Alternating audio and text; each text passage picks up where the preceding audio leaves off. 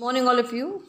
Today I'm going to start with the third topic of your grammar, and that is your subject and predicate. I think the prior two topics are clear to you, and still if you have any problem, please feel free to ask me anytime. Today's topic is the subject.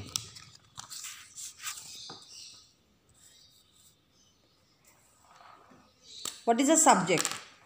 Subject is someone or something that is being talked about in a sentence. When you talk about something or when you talk about someone, that is known as a subject of that sentence.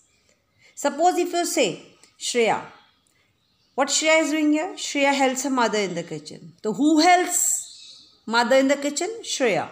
So about whom you are talking, that becomes the subject of a sentence. Subject can be a noun, it can be a pronoun, it can be singular, it can be plural. It may consist of just one word, it may consist of more than words, a group of words. Is it clear?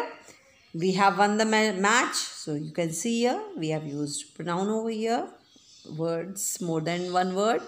Our country is the best. So our country becomes the subject here. I think the concept is clear. Now the next is the predicate. What is a predicate? Predicate is what we say about the subject in a sentence. What we are talking about the subject in the sentence, that becomes your predicate. It may consist of one word or it may consist of group of words. Okay.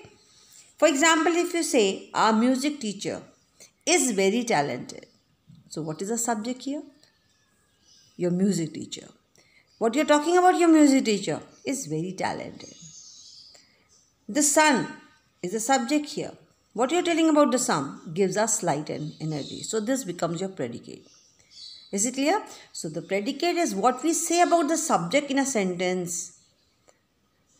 It may consist of one or group of words. Okay. Sometimes the subject is left out in a sentence. Need not to write the subject. Don't mention it. Suppose if I say open the door. So obviously I'm just addressing you to open the door. You open the door. You trust in God. Is it clear? So sometimes it happens that you may leave the subject. Need not to address the subject. Okay. Now the third topic is your phrase. What is a phrase? Phrase is a group of words that makes some sense but not a complete sense. Pay attention here. What I said is a group of words that make some sense but not complete sense. Not a complete sense. For example, if I say under the bed, is it a group of words? Yes. Is it conveying you the full meaning? No. Right? Is there any verb? No. If I use these words with a combination of few words, will you be able to just understand the meaning? Yes, see here. Suppose if I have used the subject cat and I have used the word sleeping, right? Before under the bed. Now is it conveying you the full meaning? Yes. So with the words, what if the words are given to you, how to make sure whether it is a sentence or it is a phrase. So with these 4 points you can just check it out whether it is a phrase or a sentence. Is it a group of words? Yes. Is it having any verb inside it? No verb combination is there. If you just don't use this verb and the subject, any meaning is conveyed to you alone? No. But if it is used in a sentence, is it conveying you the full meaning? Yes. Now this becomes the sentence, right? This is now, because it is just giving all 4 points the perfection what you have written here.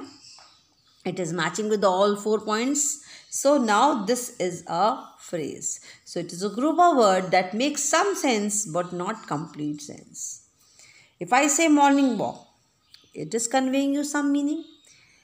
But when I am using it with a verb, right? It can be before, it can be after. No problem. So morning walk is good for health. Is it clear? Now you are using it as a subject here. Morning walk is good for health. Got it? So this is a phrase. All alone, it is not conveying you the full meaning. Concept clear? For more examples here, in the car, group of words, yes. If you're adding more words to it, right, are you able to make it into a complete sentence? Yes. I left my keys in the car. For some days, add some more words to make it into a meaningful sentence. Last year's result, add some more meaning. And if you are able to get a complete sentence, it means it is a phrase, right? After adding. Otherwise, it is a group of words. With it, you are getting some meaning, but not the complete meaning. This is what we call a phrase is. A phrase can be changed into a sentence by adding another set of meaningful words. Means you have to add set of meaningful words to it to make it into a sentence. Suppose I said in the car, I left my purse in the car. So you have added a subject and the verb here. Now this is a complete sentence. Is it clear? Is it clear? It has been raining here for some days.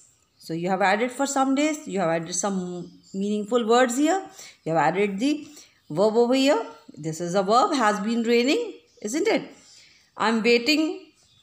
It's a verb, but it's not a phrase because it is having a verb too.